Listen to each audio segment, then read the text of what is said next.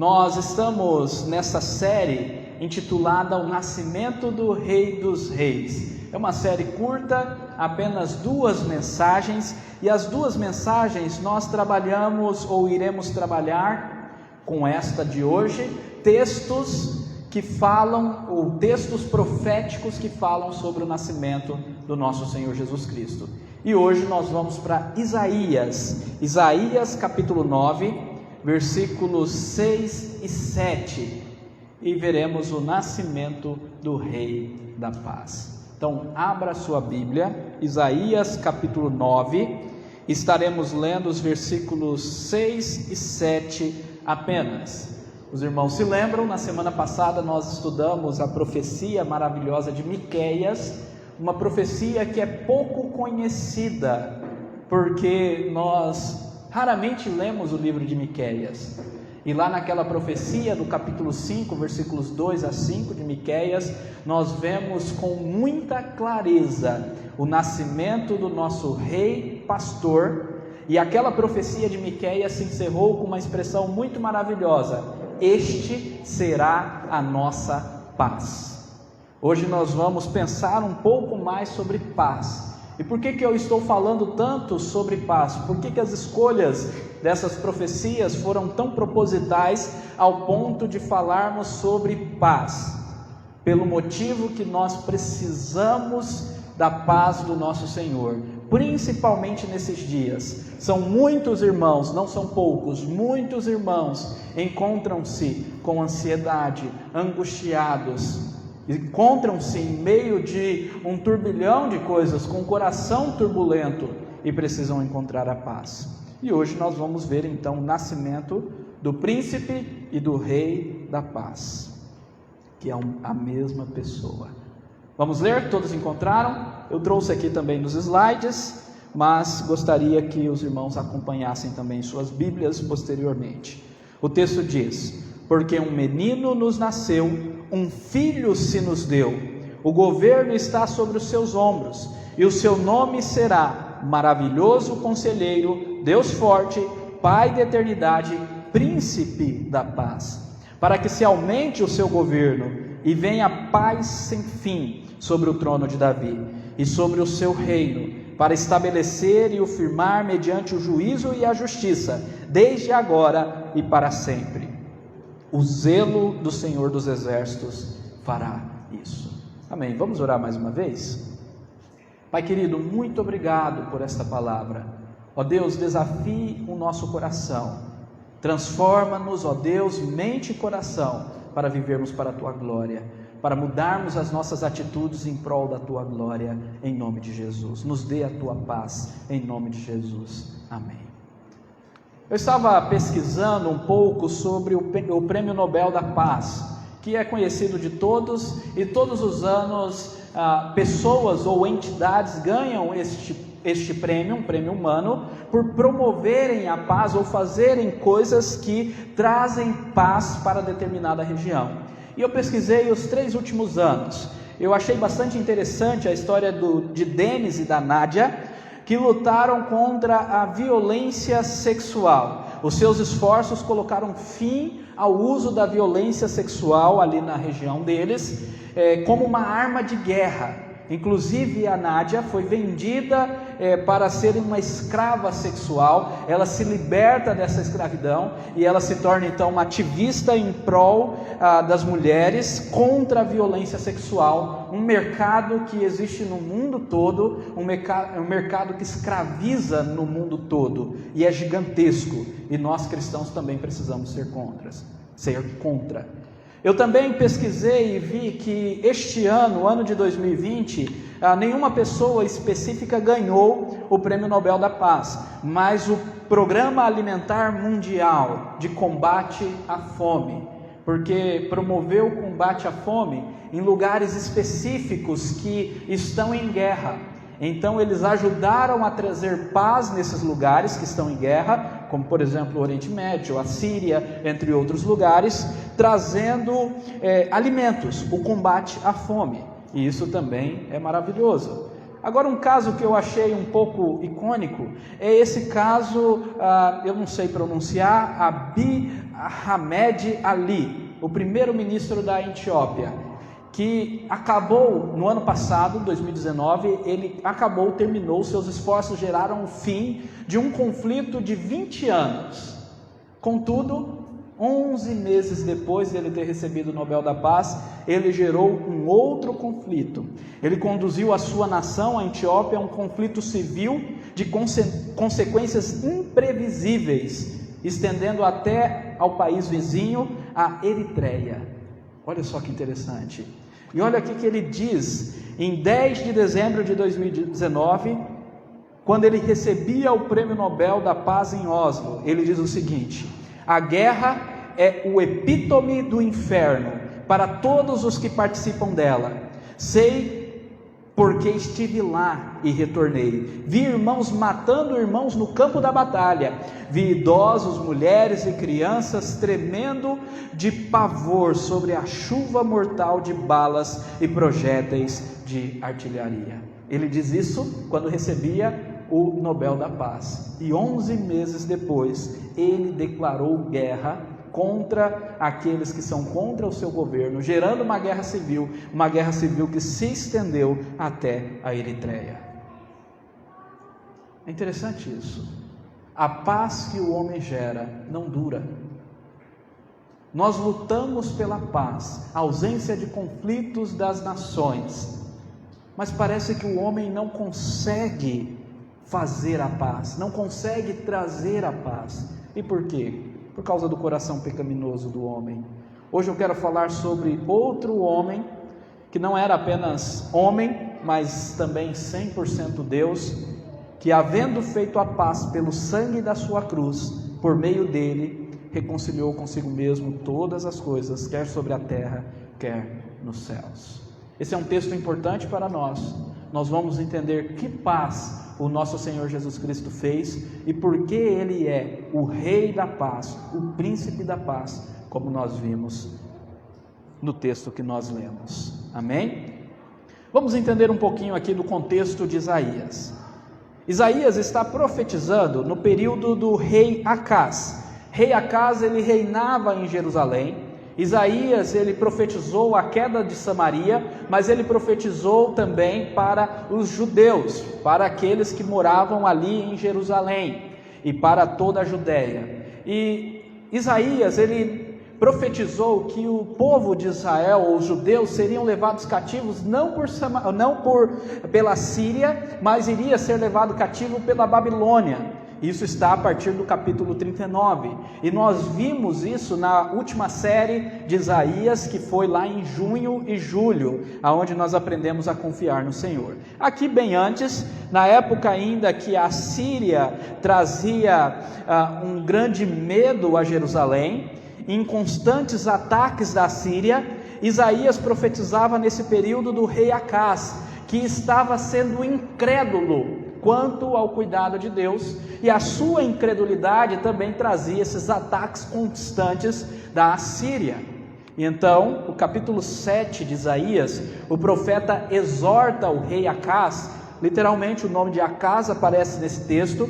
O profeta exorta o rei Acás a crer no Senhor, para que ele não venha a perecer, ou não viesse a perecer pela sua incredulidade. No capítulo 8, por outro lado, uma outra cena aparece, e é a cena da destruição de Samaria. Os irmãos se lembram que depois da morte de Salomão, Roboão dividiu o reino em dois. Então havia o reino de Judá, que era o reino do sul, e o reino do norte era o reino da Samaria, ou de Samaria, capital era Samaria.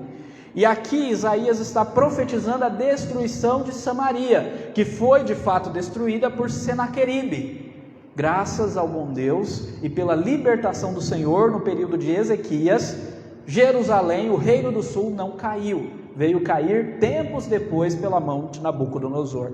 Mas então, o capítulo 8, nós vemos essa profecia da destruição de Samaria e uma exortação fortíssima ao temor do Senhor. Contudo, a narrativa termina com destruição. Nós temos o versículo 22 do capítulo 8, o último versículo do capítulo 8, que é dito o seguinte: olharão para a terra, e eis aí angústia, escuridão e sombras de ansiedade, e serão lançadas ou lançados para densas trevas. Isaías 8, 22. Então, ele está falando dessa destruição que a Assíria faria em Samaria. E essas terras que seriam destruídas é a terra de Zebulão, é a terra de Naftali, é a terra que aparece aqui no capítulo 9, versículos 1 e 2, as terras que estavam em trevas, e as terras que viram grande luz, porque receberam a grande maioria do ministério de Jesus, aquelas terras que ficavam em torno do mar da Galileia.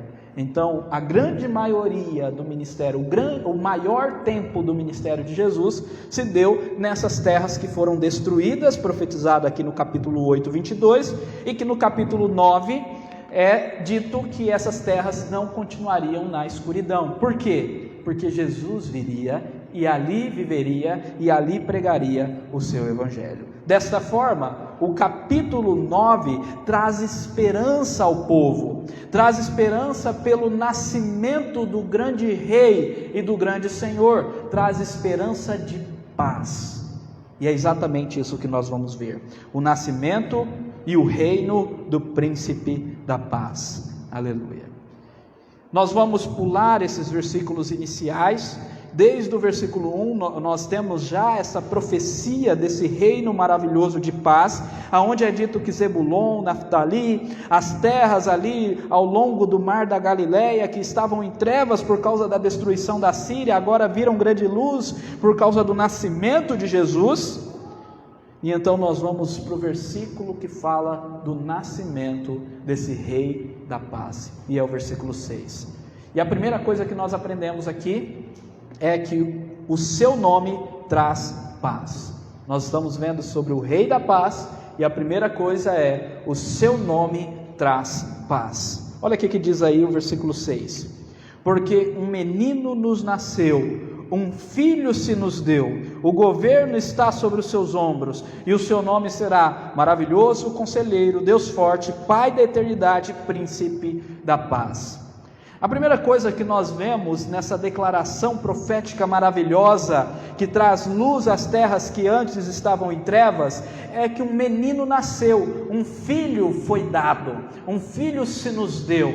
O que é maravilhoso nisso daqui é que, ao trazer esperança ao povo, ao trazer esperança a Israel, a Jerusalém e a todos nós, Isaías não profetiza a vinda de um general, ele não profetiza uma guerra, ele não profetiza um rei já em toda a sua glória, ele profetiza o nascimento de uma criança, de um menino. A ênfase aqui no menino: o menino nos nasceu.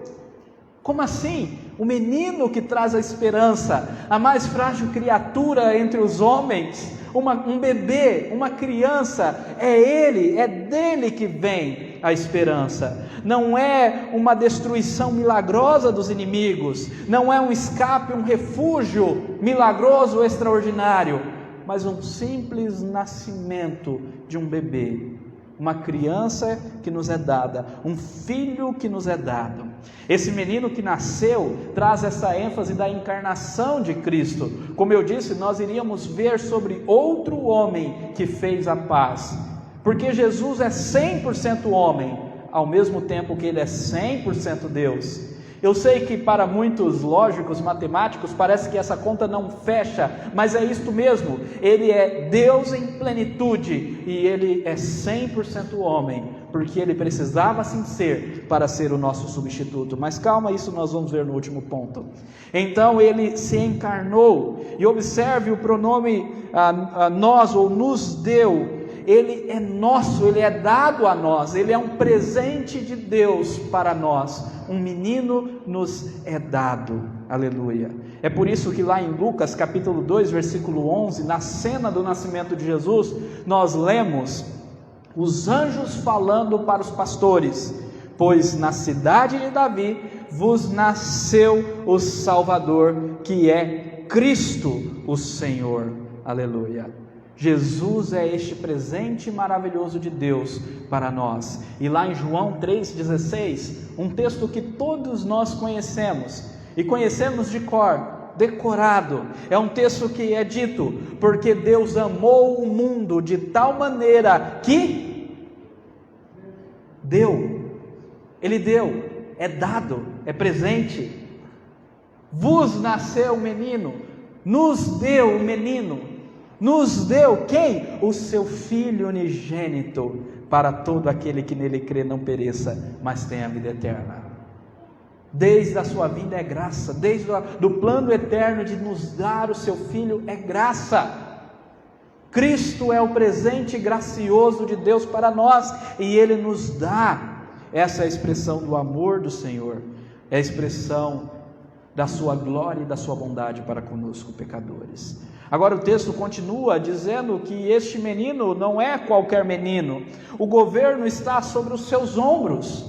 E o que significa isso? Significa que é de direito dele governar. Não é qualquer criança que está nascendo, mas é o rei que tem de direito o governo. Isso demonstra a sua soberania e a sua divindade. E isso continua a ser demonstrado quando ele fala sobre o nome do nosso Senhor, e o seu nome será. E olha que maravilhoso, cada termo que é usado para destacar o nome do nosso Senhor Jesus Cristo. Quando Jesus foi nascer, ou quando chegou o tempo do nascimento de Jesus, o anjo que anunciou a Maria disse que o nome dele seria Emanuel, que significa Deus conosco. Agora aqui nós temos mais outros nomes, 4 outros nomes, que trazem a grandeza da sua glória e nos trazem paz. O que eu quero destacar é que cada designação, cada nome que destaca um atributo de Cristo, é trazido aqui neste texto para trazer paz. O contraste dessa passagem faz nós entendermos assim, porque antes nós temos guerra, antes nós temos destruição, antes nós temos trevas.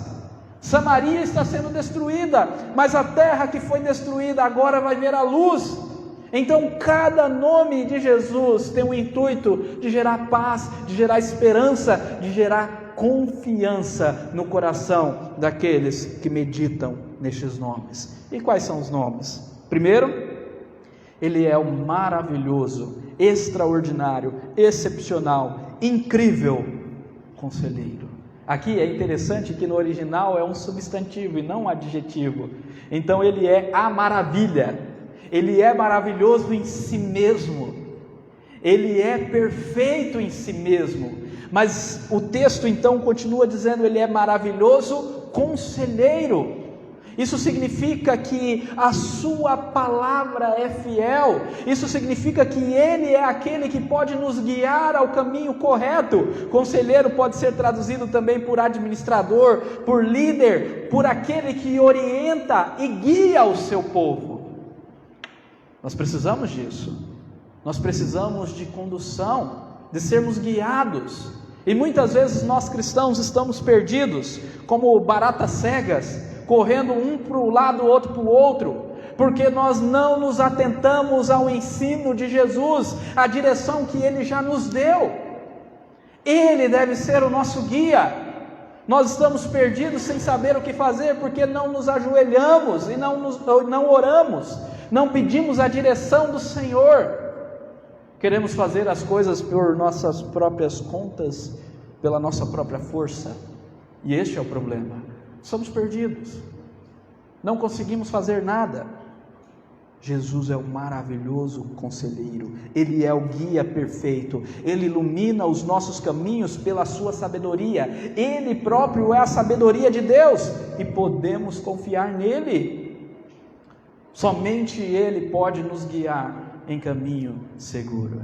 É isso que o salmista Davi diz no Salmo 23. Pense no Salmo 23, pense num salmo que dá uma paz maravilhosa. Eu não vou expor aqui o Salmo 23, porque o Danilo irá expor no 3º domingo de janeiro para nós. Então, aguardem o 3º domingo de janeiro. Como que é? Spoiler, né? Então, spoiler. Então, esperem o 3º domingo de janeiro para essa exposição do Salmo 23. mas o que é maravilhoso é que Ele nos guia para os pastos verdejantes. Talvez você esteja buscando pastos verdejantes, está cansado, esse ano está cansativo, tem hora que a gente quer jogar tudo para o ar, chutar o balde, ir para a roça, né? Está cansativo, mas eu quero te dizer, o Senhor, e só o Senhor pode nos guiar aos pastos verdejantes, não tem outro, porque Ele que é o maravilhoso conselheiro. Ele também é o Deus forte. Ele não apenas pode nos guiar, mas Ele também pode nos proteger. Por isso que isso dá paz. Ele é o legítimo representante de Deus na terra. Ele tem o seu plano maravilhoso, o plano de Deus, e Ele age em todas as coisas para o bem daqueles que amam a Deus. Ele é o guerreiro todo-poderoso que cuida do seu povo. Ele é o Deus forte que nos protege contra os inimigos, em nome de Jesus. Olha só que interessante, em Romanos 8:31 diz: se Deus é por nós, quem será contra nós? Já pensaram nisso?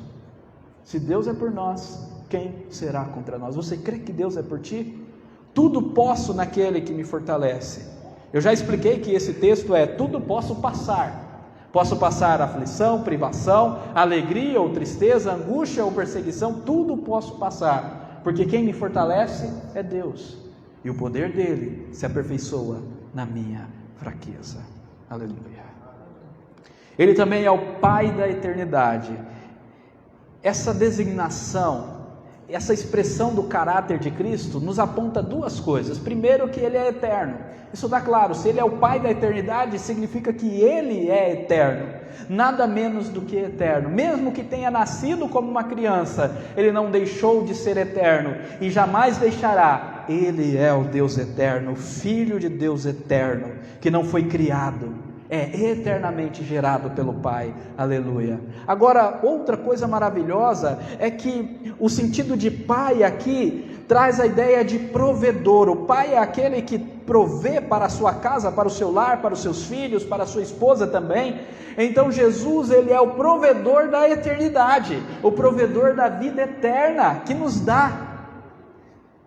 Então, nesse sentido, Ele é o Pai provedor da eternidade a todo aquele que nele crê. Isso Ele faz por meio do seu sacrifício, e nós veremos adiante. E então, a designação que traz paz, Ele é o príncipe da paz, é o principal. Quando você ver príncipe, significa principal. Ele é o principal que traz paz. Muitos homens morrem em busca da paz, muitos homens e mulheres lutam pela paz mundial. Como nós vimos, o Prêmio Nobel da Paz está aí para provar que muitos se esforçam para isso. Mas Cristo é diferente, Ele é o principal. Ele não é apenas o mártir da paz, mas Ele é o príncipe, aquele que realmente fez a paz por meio do seu sangue. E o que é maravilhoso é que em hebraico paz é shalom. Nós sempre usamos essa palavra shalom, algumas pessoas até usam para cumprimentar outras, shalom. Já vi muitos cristãos falando shalom para cá, shalom para lá. Mas o que é shalom? Apenas paz? Não, shalom tem a ver também com harmonia, com tudo funcionando no seu devido lugar. Quando Deus criou e disse que tudo era muito bom, tudo estava no seu devido lugar na criação, ali era a shalom, a paz perfeita. E é isso que Jesus veio restaurar, é isso que Jesus está fazendo mediante o seu sangue, trazendo harmonia em toda a sua criação, a começar dos nossos corações. Por isso que é possível nós termos paz em Cristo, mesmo em tempos de pandemia, porque Ele começa trazendo harmonia e paz interior. E mesmo que o mundo esteja em guerra, e mesmo que haja conflito em todos os lugares, mesmo que haja uma pandemia, ainda assim temos verdadeira paz, porque Cristo trouxe a shalom para o nosso coração. Amém? Em segundo lugar, o seu reino perpetua a paz. O seu nome traz paz. Se nós meditarmos em cada nome, vamos sentir a paz maravilhosa que Ele nos traz. mas o seu reino também perpetua, eterniza a paz. E é isso que nós temos no versículo 7, que diz: para que se aumente o seu governo e venha paz sem fim sobre o trono de Davi e sobre o seu reino, para o estabelecer e o firmar mediante o juízo e a justiça, desde agora e para sempre. Amém. Olha que interessante. Primeiramente ele diz: para que se aumente o seu governo. Anteriormente ele falou que o seu governo estava em seus ombros, isto é de direito seu governar. Ele nasceu para reinar, ele nasceu para governar. Agora ele nasceu como uma criança frágil, ele nasceu de maneira humilde, e o seu governo então vai crescendo. E nós sabemos que ele cresce de maneira espiritual. Quando Cristo chegou a este mundo, ele instaurou o reino de Deus. Ele mesmo disse: é chegado o reino de Deus. E ele nos ensinou que o seu reino cresce de maneira espiritual e está crescendo. Após a sua morte e a sua ressurreição, ele foi entronizado nos céus.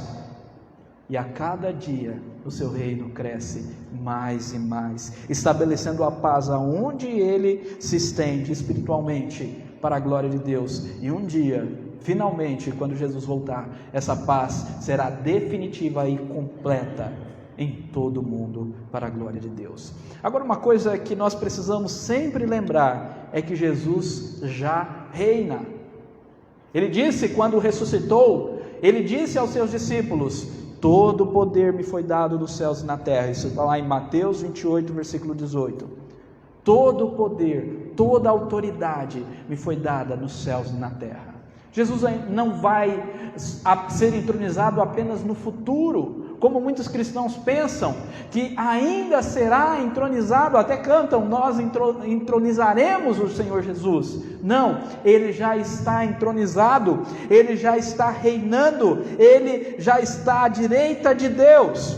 Paulo também entende isso quando ele diz lá em 1 Coríntios capítulo 15, 25, porque convém que reine, e Jesus está reinando, até que haja posto a todos os inimigos debaixo dos seus pés. Jesus está reinando e está colocando seus inimigos debaixo dos seus pés, e o seu reino está se estendendo espiritualmente sobre toda a terra, até o dia que ele irá retornar.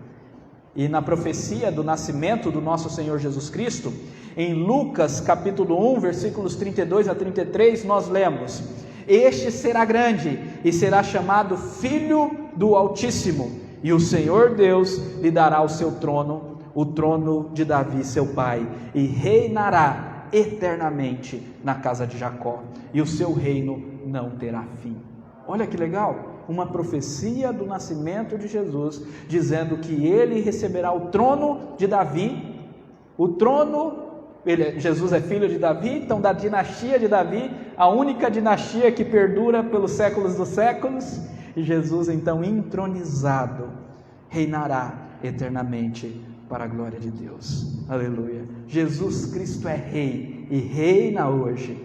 John Knox, o pai do presbiterianismo, o primeiro a plantar a igreja presbiteriana na Escócia, ele diz o seguinte: o reconhecimento de Jesus como Senhor absoluto de todas as coisas é uma das maiores necessidades diárias que todo cristão precisa. O reconhecimento de Jesus como Senhor absoluto de todas as coisas é uma das maiores necessidades diárias que todo cristão precisa. Às vezes nós não temos paz, nós não conseguimos ter paz no nosso coração, porque não entendemos que o reino de Deus, o reino que Cristo instaurou, perpetua, eterniza essa paz, traz essa paz sem fim. E nós precisamos então reconhecer que Cristo é Senhor, que Cristo é o Salvador, que Cristo reina e Ele está no controle de todas as coisas, que nem a Covid, nem nada sai do seu controle. Tudo está em suas mãos, tudo está em suas mãos, e tudo é para a sua glória. Então assim nós conseguimos ter paz, porque confiamos. E é isso que o texto então continua dizendo: e venha a paz sem fim sobre o trono de Davi e sobre o seu reino, para o estabelecer e o firmar mediante o juízo e a justiça, desde agora e para sempre. A paz que Jesus trouxe é uma paz que vem mediante o juízo e a justiça, porque Jesus é de direito. Juízo significa o direito que Jesus trouxe, e justiça, o cumprimento da lei. Então Jesus, cumprindo a lei e sendo de direito dele o reino e a glória, ele estabelece a paz. Aleluia, isso é maravilhoso. E o próprio Senhor Jesus Cristo, textos que eu citei também na semana passada, diz em João 16:33: essas coisas vos tenho dito para que tenhais paz em mim. No mundo passais por aflições, mas tende bom ânimo, eu venci o mundo.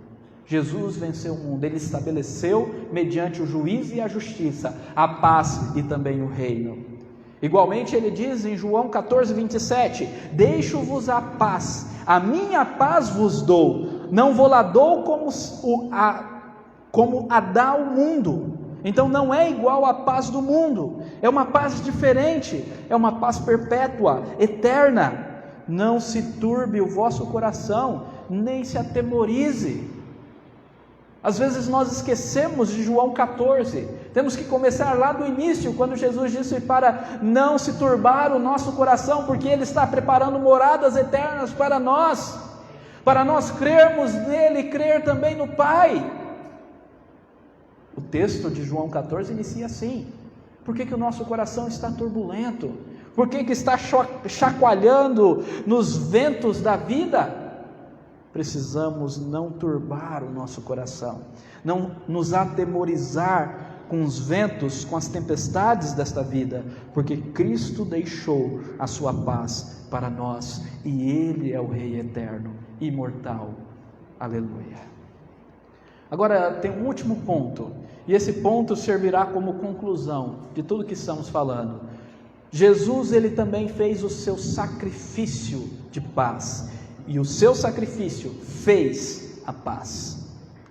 O finalzinho do texto, inclusive uma parte que eu não havia lido na leitura do versículo 7, é dito o seguinte: o zelo do Senhor dos exércitos fará isto. É muito interessante pensar no zelo do Senhor dos exércitos, porque o zelo do Senhor dos exércitos, a expressão de ser Deus, um Deus zeloso, aparece em alguns lugares na lei mosaica, como por exemplo em Êxodo 25, lá em Êxodo capítulo 20, versículo 5, nós temos os 10 mandamentos, a essência da lei moral de Deus, e lá é dito: não te encurvarás diante delas, as imagens de esculturas, nem as servirás, porque eu, Senhor teu Deus, sou Deus zeloso, que visito a iniquidade dos pais nos filhos, até a 3ª e a 4ª geração daqueles que me odeiam. Deus é zeloso, Ele visita a iniquidade, Ele derrama o seu juízo. Igualmente, em Deuteronômio capítulo 6,15 é dito: porque o Senhor teu Deus é um Deus zeloso no meio de ti, para que a ira do Senhor teu Deus não se acenda contra ti, e Ele te destrua de sobre a face da terra. Sempre o zelo do Senhor está conectado com a sua ira contra o pecado, está conectado com a sua justiça, o seu juízo contra o pecado. Mas Jesus estabeleceu o seu reino e a paz mediante o juízo e a justiça. Já vimos isso, já vimos que isso tem a ver com a obediência da lei e com o direito, mas também tem a ver com o seu sacrifício em oferta de paz. Porque por causa do pecado, Deus estava irado conosco. Consequência sim dessas palavras aqui, porque nós nos encurvamos diante de deuses. Você pode falar: pastor, eu nunca adorei imagens de escultura, mas eu posso te dizer: mas você adorou o dinheiro, o consumismo, o conforto? Eu pergunto para você: você está pronto para abrir mão do conforto para a glória de Deus? Do seu conforto, do seu ventilador, do seu ar-condicionado, da sua TV, da sua Netflix, da sua Amazon, da sua internet, seja lá o que for? Está pronto para isso? Está pronto para abrir mão de um lanche que você gosta muito? de um cinema. Ah, meus irmãos, nós acostumamos com o conforto, e o conforto da sociedade ocidental, por causa do consumismo, se tornou uma idolatria a nós, se tornou uma necessidade a nós, e nós sabemos que muitas coisas que achamos que são necessárias, não são. Não estou dizendo, não quero ser hipócrita aqui, que você tem que fazer um voto de pobreza e viver igual os franciscanos, não, mesmo porque a sandália de franciscano custa mais do que o sapato que você usa, então não faça isso, não faça isso, viva para a glória de Deus, mas entenda que o pecado trouxe a ira de Deus sobre nós, e todos nós caímos nesses erros. Desde Gênesis, o pecado tira a paz do homem.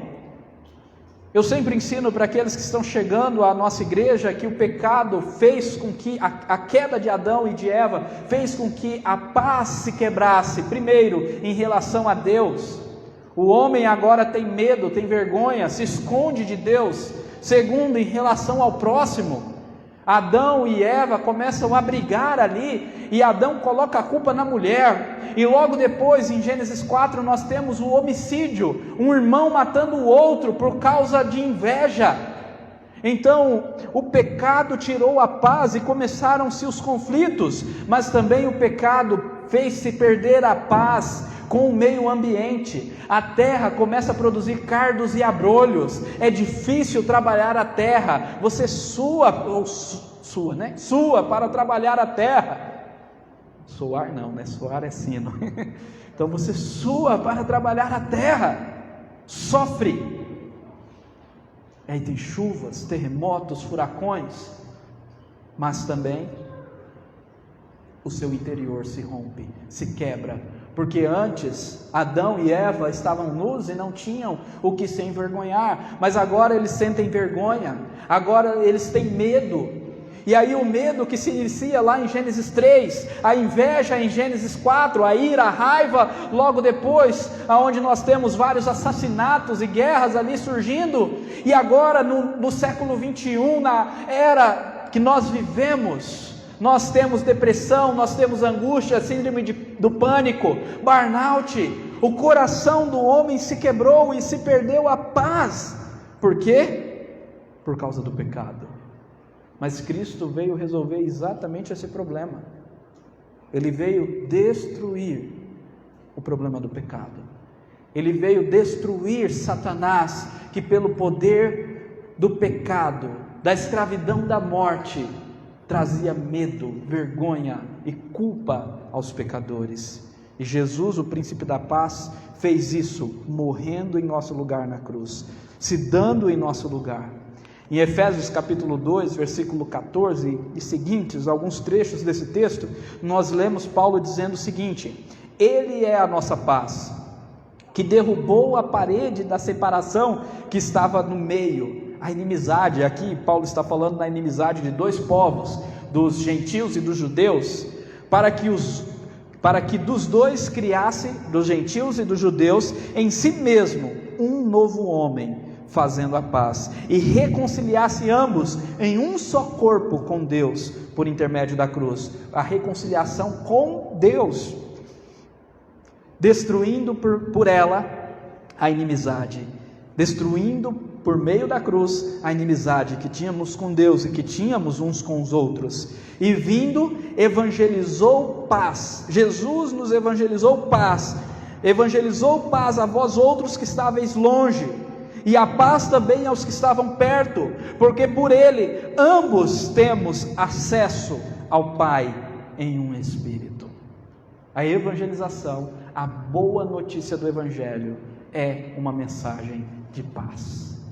É isso que Paulo também diz em Romanos capítulo 5, versículo 1, tendo sido justificados pela fé, temos paz com Deus. Se pela fé cremos que Jesus nos justifica, então nós temos paz com Deus, não há mais inimizade, a ira de Deus não está mais sobre nós. É exatamente isso que Colossenses 1:20 nos diz: havendo feito a paz, como? Morrendo na cruz, pelo sangue da sua cruz, por meio dele, reconciliasse consigo mesmo todas as coisas, quer sobre a terra, quer nos céus. Aleluia. Como colocar em prática tudo isso? E agora já finalizando. Primeiro, fé. Nós precisamos crer em Cristo como o nosso único Salvador. Só Ele fez a paz pelo seu sangue. E meus irmãos, é o único. Às vezes a gente não entende muito esse negócio de único. Está em todos os catecismos da igreja, as confissões, os textos antigos dizem: Jesus é o nosso único e suficiente Salvador. Talvez você aprendeu isso há muito tempo, talvez é a primeira vez que você esteja escutando. Único e suficiente. O que significa isso? Significa que você não precisa de nenhum outro, que você não vai encontrar a paz em outro. Olha, meus irmãos, haja idolatria hoje. Nós estamos esperando paz num líder político, num presidente, num governante, num prefeito, numa vacina. Isso não pode nos trazer paz. Se você ainda não entendeu que Jesus é o único e suficiente, você não entendeu o cristianismo. Se a sua esperança está no homem, você não entendeu o cristianismo. Eu não estou dizendo que Jesus não pode usar o presidente, o governante, a vacina, pode usar tudo isso e muito mais. Pode usar ímpios como usou Ciro, Nabucodonosor. Ele usa ímpios o tempo todo para a sua glória. Mas é Jesus o nosso único e suficiente Salvador. Somente Ele pode trazer a nossa paz. E se sua fé não está em Cristo, me desculpe, meu irmão, ou me desculpe, você não é cristão. Não entendeu o cristianismo, está se enganando. E eu tenho que ser sincero aqui: é só Cristo ou nada, é tudo ou nada, não existe meio termo. Eu sou o único caminho, Jesus diz. Ninguém vem ao Pai senão por mim. Pedro, pregando as palavras de Cristo, Pedro diz que Ele é o único nome dado entre os homens que importa, o único, não há outro. Não há outro nome. Por mais que você admire um outro nome, não há outro. Jesus é o único que importa que sejamos salvos. É isso que significa que Ele é o único Salvador, único e suficiente Salvador, porque a gente também não precisa de mais nenhum. Se você tem Jesus e está achando que precisa de outro, não entendeu nada. É só Jesus e nada mais. Reconheça que Jesus é o Senhor absoluto da sua vida. Ele reina perpetuamente. Além de Salvador, Ele também é Senhor. Nós vimos John Knox nos dizendo que nós precisamos reconhecer que Ele é Senhor absoluto diariamente. E olha, meus irmãos, isso também falta nos cristãos, porque muitos querem o Salvador, mas não querem o Senhor. Não querem se submeter à vontade dEle, não querem seguir os seus conselhos, obedecer a sua palavra, querem viver as suas vidas, querem ter controle das suas vidas. E também isso é errado, também isso é uma idolatria. Então, reconheça que Jesus é Senhor absoluto. Então, descanse em Deus, pois Ele é o Deus forte, o Pai da eternidade. Isso traz descanso. É o Deus forte, Rafael. Qual que é o seu problema, Rafa? Deus é o Deus forte. É o Deus forte, Danilo. Está faltando um pouco de força, de ânimo por causa do pé? Ele é o Deus forte.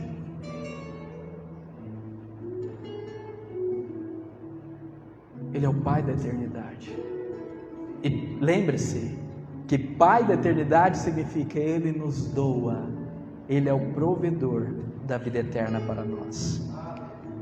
Tenha esperança em Deus, pois Ele é zeloso, assim como Ele é um Deus zeloso em justiça, em ira, mas Ele também é um Deus zeloso que cumpre as suas promessas. E tendo Cristo feito a paz, por ser o príncipe da paz, nós podemos descansar e ter esperança de Ele cumprirá tudo o que nos prometeu. Obedeça a Deus, pois Ele é um maravilhoso conselheiro, Ele é o nosso guia, os seus conselhos são de sabedoria insondável. Então obedeça e tenha paz, pois só Cristo traz paz sem fim. Esse é o meu desejo, meu querido irmão, minha querida irmã. E a paz de Deus, que excede todo entendimento, venha guardar o seu coração e a sua mente em Cristo Jesus. Curva sua cabeça e vamos orar.